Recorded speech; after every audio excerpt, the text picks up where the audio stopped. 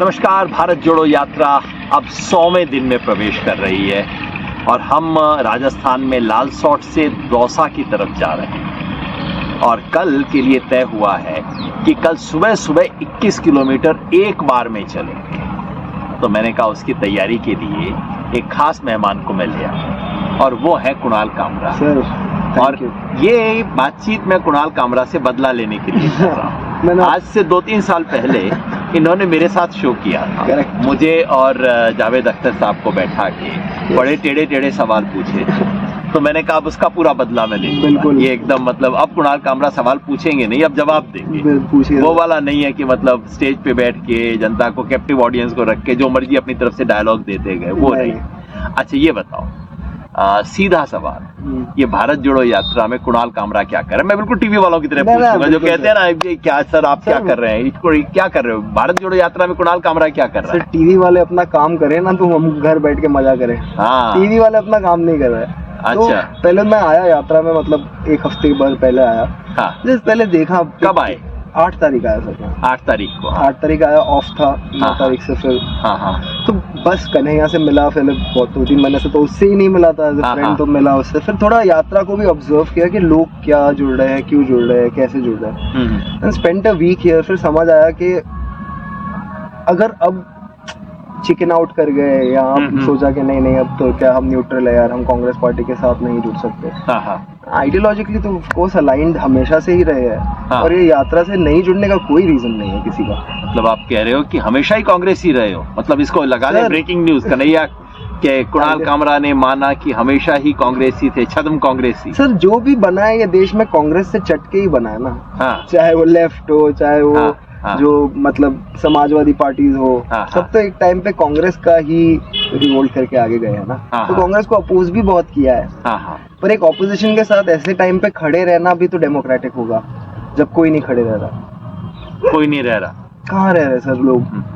जो जहाँ कोई खड़े नहीं रह रहा तो आपको थोड़ा तो एज अपने इतना मतलब एक सोशल मीडिया पे फॉलोइंग के साथ एक रिस्पॉन्सिबिलिटी भी आती है कि हाँ अपोज तो बहुत किया कांग्रेस को, पर अब ये यात्रा को सपोर्ट नहीं करने का कोई रीजन नहीं है।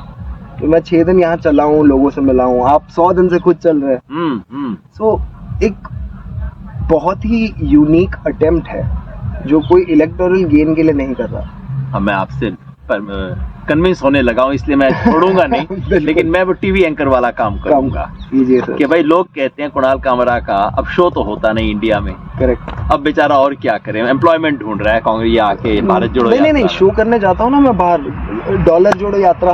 अच्छा।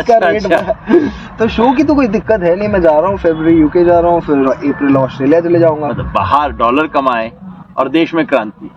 वही तो, देश में कमा सकते तो बाहर जाने की इतनी जरूरत नहीं पड़ती। मुझे तो कोई मजा नहीं आ रहा है 6 महीने मेरे डॉक्यूमेंट सबमिट करके, वीजा के लिए रुक के, बायोमेट्रिक्स करके, स्टैंप लगा के बाहर जाने के लिए। वो तो करना पड़ रहा है कि अमेरिका में 18 स्टेट्स में परफॉर्म कर सकता हूँ मैं, और इंडिया में 4 भी नहीं है। अच्छा, 4 भी नहीं है इंडिया में? है सर 4, बताइए। केरला को तो गिनिए मत, वहाँ पे तो लोग सुनने आते नहीं है, वहाँ पे सुनाने आते हैं, तो वो तो छोड़ दीजिए। ये बात सही कही बाकी कौन से स्टेट बचे? वहाँ सुनाने आते, वहाँ पे माइक है और कॉमरेड ना बोले हो ही नहीं सकता। वो बात तो सही है। तो बचा तो बहुत कम है। लाइक दिल्ली में दिल्ली पुलिस शानदार, इंडियन पुलिस लीग में सबसे आगे। अच्छा। नोएडा आ गया, यूपी में गुड़गांव चले गया, ये 3 मेट्रो चले गए। हैदराबाद में भी बहुत स्ट्रेस होता है परमिशन वगैरह का निकालने का। Very few outlets left for comedy. Mumbai में अभी तक नहीं कर रहे झगड़ा, पर अब मन मुटाव है। अब तो सरकार बदल गई, अब क्या हाल है?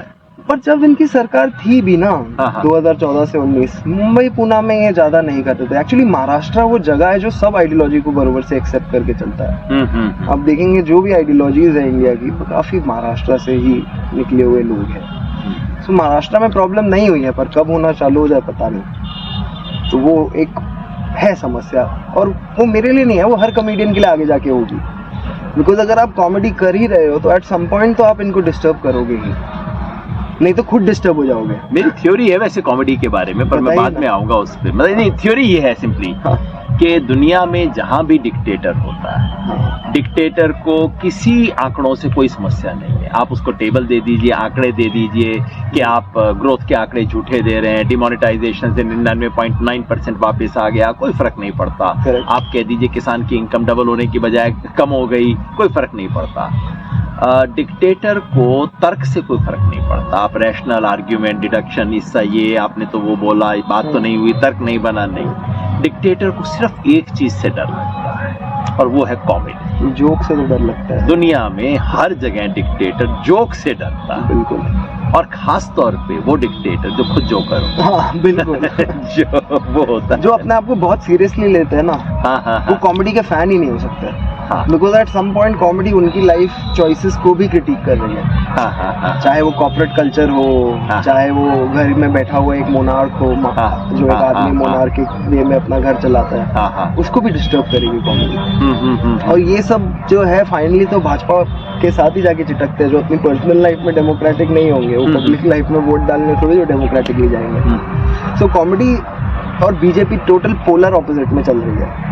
बीजेपी जहां जहां डिक्टेटर होता है वो कॉमेडी से डरता है, बाकी किसी से। मेरे जैसे लोग बोलते रहे, सुन लेते हैं, ठीक है यादव जी बोलते हैं, ज्यादा बोलते हैं, कभी कभी कहते हैं यादव जी बहुत अच्छा बोलते हो आप, ये भी बोल देते हैं मेरे को, आप बड़े शरीफ हो, बड़ी अच्छी बातें करते हो, वैसे आप गलत साइड पे हो, लेकिन कोई बात नहीं, मेरे से उनको फर्क नहीं पड़ता। आपकी बात सुन के तिल मिलाते हैं, वो मतलब बौखलाहट होती है, कुछ चिढ़ मचती है। और क्या होता है कि कॉमेडी में कोई चीजें चिटक जाती है। जैसे कभी मैं फ्लाइट में जा रहा होता हूँ ना, एयरपोर्ट पे चल रहा हूँ, कहा तो एक बंदा जो उसे चिल्ला के बोल लेगा कि अंबानी को ही बना देते पीएम, तो वो लाइन चिटक जाती है कॉमेडी वाली थोड़ी, तो वो बहुत ऐसा नैरेटिव बना देती है। लाइक कॉमेडी से ही तो इन्होंने कांग्रेस को इतने टाइम से टैकल किया हुआ है। बिल्कुल। एक कॉमिक इमेज बना के ही चले है ना, तो इनकी अगर कॉमिक इमेज बन जाए कि जैसे ये बनाने के लिए तो 100% है। मतलब कौन आदमी है जो दिन में 5 बार कपड़े बदलता होगा? मैं असली बात कहता हूँ, कौन आदमी है जो अपनी माँ को मिलने के लिए 6 कैमरा में लेके जाए? मतलब उससे बड़ा मतलब जोकर वाला काम मुझे तो कभी लगता नहीं। और उसके माँ के घर पे पपड़ी है, वो नहीं ठीक की, देश क्या ठीक करोगे? अपनी माँ के घर के पीछे पपड़ी है, तुम फोटो खिंचा के वो देखो प्रधानमंत्री की माँ के घर में अब तक पपड़ी है। अरे तो ठीक कराओ भाई, उतना तो करा ही सकते हो। खुद टाइम नहीं है तो हमको बोल दो, हम करा देंगे। इतना तो कमा ही लिया है मोदी जी के बारे में बोल बोल के कि उनके घर का थोड़ा इंटीरियर बदल दे। मेरे से मिलने आया कि क्या करने आया है? ये ड्रामा काहे को करता है? और सारे मतलब ये जो अब फोटो आती है कि खाली गुफा में मोदी जी हाथ हिला रहे हैं, मतलब you have to be strange kind of person to do these kinds of things. Ambulance को रास्ता वाला नाटक मतलब वो कर रहे हैं। पर ये बताओ, आप मेरे से पूछते, मैं आपसे पूछता हूँ कि जनता को दिखता नहीं कि आदमी ऐसा नाटक कर रहा है? खाली एम्बुलेंस को ला के ये और दिखा रहा। पूरी बात साबित हो गई, सब वीडियो से साबित हो गई कि एम्बुलेंस को बिल्कुल टाइमिंग दिखा के ऐसे रिलीज किया गया था ताकि ये किया जाए। खाली हवा में हाथ हिलाते रहते हैं, फोटो खिंचवाते रहते हैं। कोई एक बंदा इनका इंटरव्यू करने गया, दूरदर्शन का था। अब वो दूरदर्शन में नहीं है तो मैं बता सकता हूँ, गया वो बंदा और कहा कि प्राइम मिनिस्टर ने 15 मिनट तक, देश के प्रधानमंत्री ने 15 मिनट तक कैमरे का एंगल हमें बताया, यहाँ से नहीं वहां से करो, लाइट उधर से लगाओ। सर राजा बाबू का वो सीन याद आता है ना कि जहाँ पे वो लॉयर बने हैं, जज बने हैं। राजा बाबू करते क्या है, 10वीं में 5 बार वैसे ही है इनका ये। सर आप देखिए ना, हम गाड़ी में बैठे हैं, वो गाड़ी में बैठे, गाड़ी के अंदर जो स्ट्रॉन्ग लाइट जैसे कोई प्रकट हुआ हो देव, क्या लाइट लगाई है ल्यूमिनस, दिखता है लोगों को। बट सर जो लोग अपने लाइफ के कॉन्ट्रडिक्शन नहीं झेल पाते वो मोदी जी को कहाँ कॉन्ट्रडिक्ट करेंगे? तो चलते हैं। नहीं, मुझे पता है क्या लगता है, मुझे लगता है एक दिन ना ऐसा आएगा, वो है ना एम्प्रेस न्यू क्लोथ वाली कहानी, कि बच्चे ने कह दिया, सारे दरबारी मुंह हिला रहे थे, हाँ जी बड़े अच्छे कपड़े हैं, बड़े अच्छे कपड़े हैं, बच्चे ने कह दिया तो नंगा है। मुझे लगता है एक दिन ऐसा आएगा कि घर घर में बच्चा बोलेगा तो झूठा है। अभी 2 दिन पहले वो मेट्रो में संडे को स्कूल यूनिफॉर्म बना के बच्चों से फोटो खिंचा रहे थे। कौन से बच्चे संडे स्कूल यूनिफॉर्म पहन के घूमते हैं? एग्जैक्टली, दिख तो रहा है सबको, पर होगा तब होगा। बट या एम्प्रेस न्यू क्लोथ वाला ही सिस्टम होगा किसी दिन ना, और ऐसे ढप से गिरेगा। बस वो दिन के लिए हम रुके हैं जब भारत में 26 जगह शो हो सके 4 को छोड़ के। और अब भी थोड़ा कम चले, आप वापस सेफोलॉजी में आ जाएंगे। अरे बाबा मैं तो ना नहीं, मैं तो बड़ा खुश हूँ सेफोलॉजी छोड़ के। ये सेफोलॉजी ना, मैं जिंदगी सच बात बताऊं, मैं जिंदगी में कभी सेफोलॉजी करना नहीं चाहता था। और जब मैं करता था तब मुझे लगता था कि मेरे दोस्त कहते थे तुम ये करते क्या हो, क्योंकि जो लोग मेरे को देखते थे, मेरे दोस्त जानते थे सोशल मूवमेंट में मैं रहता था, तो मेरे से पूछते थे तुम टीवी पे जाके क्या करते हो, तुम तो ये नहीं हो। और जिस दिन मैंने छोड़ा मैं बड़ा खुश। तो वहाँ जाने की मेरी तो इच्छा नहीं, आपकी शो करने की इच्छा है, लेकिन मेरी कोई शो करने की कोई इच्छा नहीं। सर कॉमेडी और इंडिया दोनों मेरा इक्वल लव है, मतलब मेरा प्रोफेशन भी और देश भी। दोनों से प्यार है, एक ही जगह दोनों फिट हो जाए तो मजा आ जाए। क्या बात। लेकिन मैं जो बात करते करते कन्विंस होने लग गया, मैं भूल गया वो जर्नलिस्ट वाला सवाल। आपको कहाँ कन्विंस करना, आप 100 दिन से चल रहे ये बताओ, तो क्या कुणाल कामरा कुछ कांग्रेस से टिकट लेने का कर रहा है इंतजाम? सर डिक्लेयर्ड, ना ही मैं पॉलिटिक्स ज्वाइन करूंगा, ना ही मैं टिकट लूंगा, क्योंकि सर एक आर्टिस्ट के लिए ऑब्जेक्टिविटी लूज करना ना सबसे आसान है। पॉलिटिक्स ज्वाइन करना, ऑब्जेक्टिविटी खत्म हो जाएगी ना। तो लोग तो कहेंगे आप भारत जोड़ो यात्रा में जुड़ गए, आपकी ऑब्जेक्टिविटी खत्म। मेरे को भी ये बात कहते हैं कि साहब देखिए साहब, जब आप आंदोलन करते थे बड़ा ठीक काम करते थे, वो सब ठीक था, अब तो आप कांग्रेस के साथ मिल गए। मैं बताता रहता हूँ ना भाई कांग्रेस के साथ नहीं मिला, मैं यात्रा के साथ जुड़ा हूँ। नहीं वो तो एक ही बात है, आप तो राहुल के साथ जुड़ गए। मैं कहना भाई मैं तो एक पर्टिकुलर चीज को सपोर्ट कर रहा हूँ, क्योंकि इस टाइम देश में इतनी नफरत है, इतना वो है।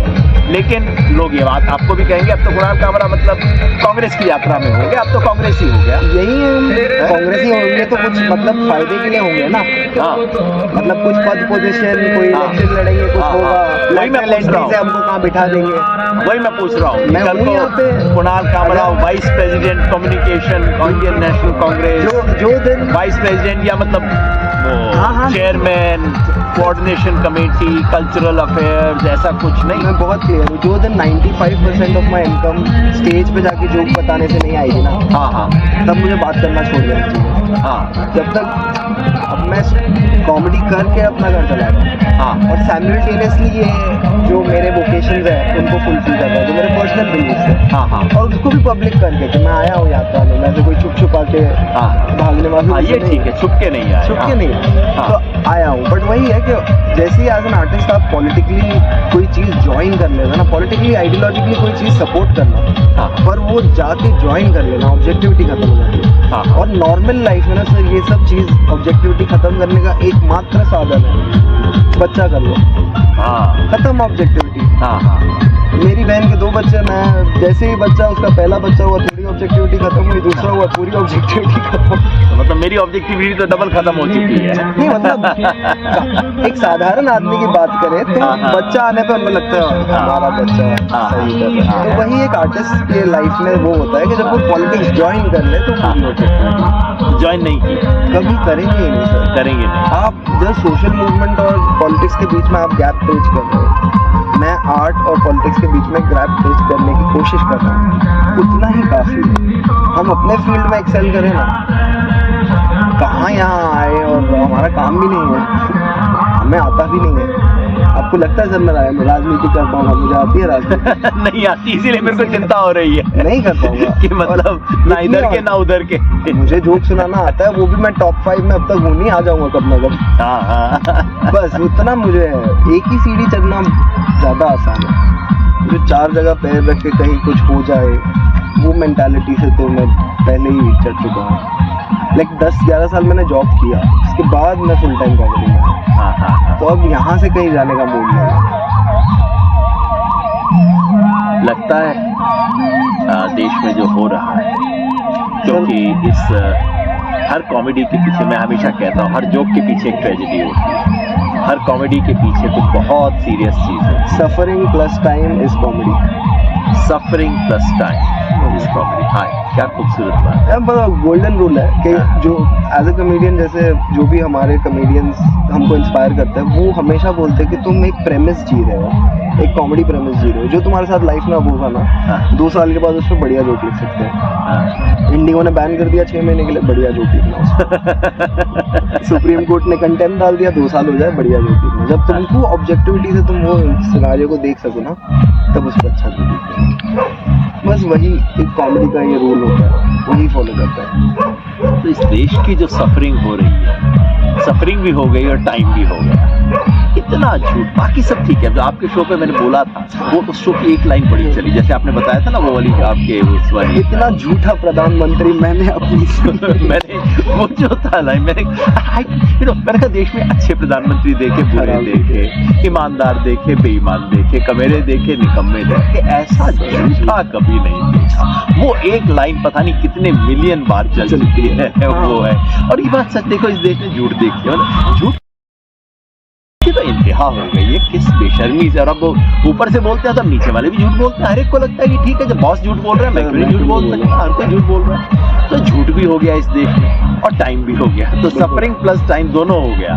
अब जोक कब आएगा सर? ये जाए जैसे अब कंटेंट बन रहा है 2004 से 2014 के बीच में जो हुआ है उस पर, तो ये जाएंगे तो कंटेंट बनेगा 2014 से जो 24 के बीच में हुआ उस पर अभी तो देश का जोक बन रहा है ना। वो तो है सर, पर ये लोग भी नहीं संभल रहे, मीडिया भी नहीं संभल रहा, सब इंस्टीट्यूशन एक एक करके कोलैप्स कर रहे हैं। जुडिशरी का हाल देखिए, हम तो सुप्रीम कोर्ट देखते हैं, अगर आप गुजरात कोर्ट के थोड़े न्यूज़ पढ़ना चालू करें, जो मैं श्योर हो आप पढ़ते हो, वो तो लगता है उनका सुपारी सेल है, लीगल सेल। गुजरात जैसे एक IT सेल है, अमित मालविया का एक लीगल सेल है उनका गुजरात में। So these are really disturbing things that are happening, कि कोई कंट्रोल करने में नहीं है। कोई भी ऐसा नहीं है जो आके अथॉरिटी के साथ बोल सकते हैं कि नहीं ये गलत हुआ, माइग्रेंट वर्कर्स चलेगी गलत हुआ, सारे कोर्ट को सुपारी सेल नहीं कहूँगा शायद, नहीं अलग अलग जजेस होते हैं, अलग अलग तरह का जजमेंट होता है, कुल मिला की चीज जो आती है वो निराशाजनक है। सर आप देखिए ना, अभी बुलडोजर वाला चक्कर चल रहा है, बैठे देख रहे हैं क्या हो रहा है। दूसरी बात आप बताइए sir, election fraud last time India में कब कोर्ट में गया था? कब गया था सर? इंदिरा गांधी के टाइम पे, उसके बाद अब तक नहीं गया। तो इलेक्शन कैसे ही चल रहे हैं देश में? नहीं चल रहे होंगे, वो तो दिख रहा है। इलेक्शन कमीशन कहाँ है? इलेक्शन कमीशन कोर्ट ही नहीं लेके जा रहा है। अभी कोर्ट शिवसेना को बोल रहा है कि आप इलेक्शन कमीशन से सॉर्ट आउट करो। ऐसा कौन सा कोर्ट है जो जजमेंट देने से डरे? So these are really troubling facts. और रीजनल इलेक्शन कमीशन हालांकि जो कर रहा है वो तो बहुत ही अफसोस, मतलब बिल्कुल वहाँ मुझे सचमुच लगता है इलेक्शन कमीशन के बारे में कि ये तो बिल्कुल सेल बनता जा रहा है। मतलब हर चीज में आप बता सकते हो बीजेपी को जो चीज जहाँ सूट करेगी वो डिसीजन देंगे। देखिए सर, वो एक जमाना था इसी इलेक्शन कमीशन की कितनी इज्जत थी, लोग देखते थे स्टेशन के जमाने में, स्टेशन अच्छे थे बुरे थे, लेकिन लोग यूं करके देखते थे इलेक्शन कमीशन है, देखो ये बॉडी है, इतनी महान इंस्टीट्यूशन, और ये इसका मतलब सत्यानाश करके रखा हुआ है। हाँ मतलब सर देखो, इरोड तो ऐसा नहीं है, फ्रॉडुलेंट इलेक्शंस इंडिया में बहुत हुए। कोर्ट में भी गए, आप इंडिविजुअली ले जा सकते हैं, इलेक्शन कमीशन को ले जाने की जरूरत नहीं है, इंडिविजुअल जा सकते हैं। हाँ। लेकिन इलेक्शन कमीशन एक न्यूट्रल भूमिका अदा करे तब तो जाके कुछ होगा। इलेक्शन कमीशन बिल्कुल वन साइडेड होता है, ये तो बहुत ही सर, ये जो पावर का कॉन्सेंट्रेशन जिस बंदे के पास है ना, उसमें जीरो ऑनेस्टी है। और जब उसमें जीरो ऑनेस्टी है, वो खुद झूठ बोल रहा है, तो सब इंस्टीट्यूशन एक एक करके कोऑप्ट हो रहा है। अब मैं नाम नहीं लूंगा, काफी लोग हैं जो ब्यूरोक्रेसी में भी है, इलेक्शन कमीशन में भी है, वो अपने व्हाट्सएप स्टेटस पे संगी होने की एक्टिंग कर रहे हैं, जैसे अपना काम कुछ जनता के लिए अच्छा कर पाए। सोचो ना, एक ब्यूरोक्रेट पढ़ लिख के 25 साल घिस के कुछ रैंक लाया, अब व्हाट्सएप पे संगी होने की एक्टिंग कर रहे हैं, क्या वो भी खुश थोड़ी जो है? बस ये मैनेजमेंट से जीत रहे हैं, पैसे से जीत रहे हैं। थोड़ा मैनेजमेंट पैसे के अलावा वो जो मैं बात है ना, ये यहाँ कैप्चर ये इमेजिनेशन थोड़ी, लोग वो कहते हैं ना ईवीएम रिगिंग, मैं बार बार कहता हूँ भैया ईवीएम नहीं, यहाँ ये रिग कर रखा है। इस वाली जो रिगिंग है उसमें छेद आप कर सकते हैं, उसमें छेद मैं तो नहीं करता सर, हम सिर्फ कोशिश कर सकते हैं बस, और कुछ नहीं। लेकिन तो हमें बुद्धिजीवी नहीं होना है, हमें बुद्धिजीवी का उल्टा होना है। बुद्धिजीवी परेशान होते हैं, हमें परेशान करना है। बिल्कुल बिल्कुल, तो बुद्धिजीवी मत बन, मैं बुद्धिजीवी नहीं सर। तो वो जो, क्योंकि एक बार मैं बताऊं, मुझे पता नहीं पूरा विश्वास है एक दिन ऐसा आएगा, लोग कहेंगे, कोई बच्चा कहेगा झूठा है और लोग कहेंगे हाँ भाई मेरे को तो 8 साल पहले से लग रहा था कि झूठा, ये देखो ये भेड़ चाल वाला देश है। फिर कहेंगे हाँ हाँ हाँ मैंने बोला नहीं था तुम्हें 8 साल पहले, मैं कह रहा था आदमी में कुछ तो है, गड़बड़ तो है, मैं तो बोल रहा था तुम्हें, पहले से बोल रहा था सारा। मतलब फिर उस स्टाइल में आएगा कि मतलब मुझे तो पहले से पता था, मैंने तो 6-5 साल पहले कहा था मुझे ये था। और देखो जब से इसने ड्रेस बदलनी शुरू की ना तब से मुझे वो हुआ, जब से इसने नोटबंदी की उस वाले दिन मैंने तुम्हें बोल दिया था, उसके बाद वोट भी दे के आया उसी को, लेकिन वो सब बोलेंगे उसके बाद। होपफुली कोशिश वही है, मतलब हमारा काम है डायरेक्शन में दिखाना लोगों को, भाइयों देख लो, अब इतना ही कर सकते हैं, उसके आगे आई डोंट थिंक मेरा कोई रोल है। मगर आई मस्ट से अभी जो काफी यंग लोग आ रहे हैं, इतना बढ़िया, इतना डीप सेट आया है ना। तो अभी एक महिला ने YouTube चैनल शुरू की है। हाँ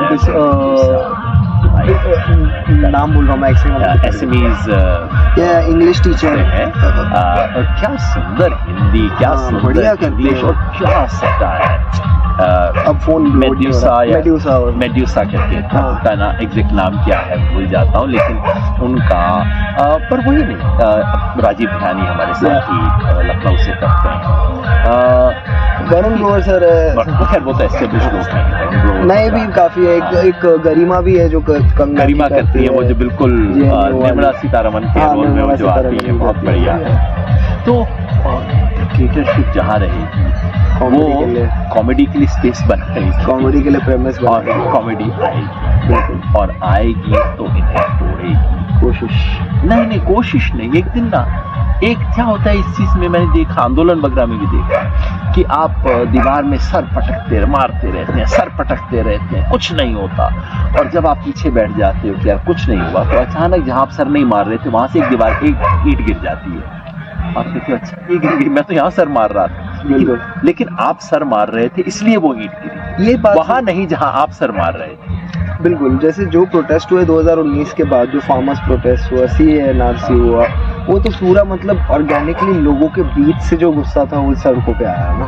बिल्कुल, तो उसमें ना ही किसी का रोल है, ना ही किसी का, ऑफ कोर्स मूवमेंट में सब पार्टीज का रोल होता है एक तरह से, पर जो जमीन के किसान थे वही आके बोले, जो गरीब लोग थे जो बोल रहे थे कि भाई हम कहाँ ढूंढेंगे अपने डॉक्यूमेंट्स, वही आके बोले।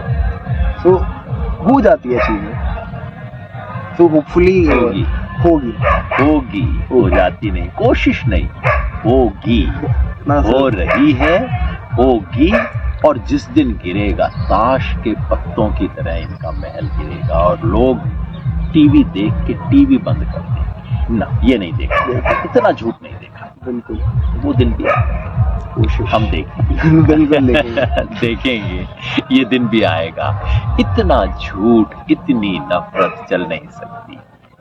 कुणाल के काम का मैं मुरीद रहा हूँ, देखता रहा हूँ, एडमायर करता रहा हूँ, इनकी शो में शामिल होकर शोहरत हासिल कर चुका हूँ तो मैंने कहा आज इनसे बदला लिया जाए, बात की जाए, क्योंकि एक कॉमेडी के पीछे बहुत गंभीर विचार होता है, एक जोक के पीछे ट्रेजेडी भी होती है, और एक कॉमेडी के पीछे एक दुनिया को देखने का नजरिया होता है, और वो नजरिया हम तक पहुंचे, झूठ की दीवार टूटे, तोड़ेंगे, हम तोड़ेंगे और हम जोड़ेंगे। बिल्कुल।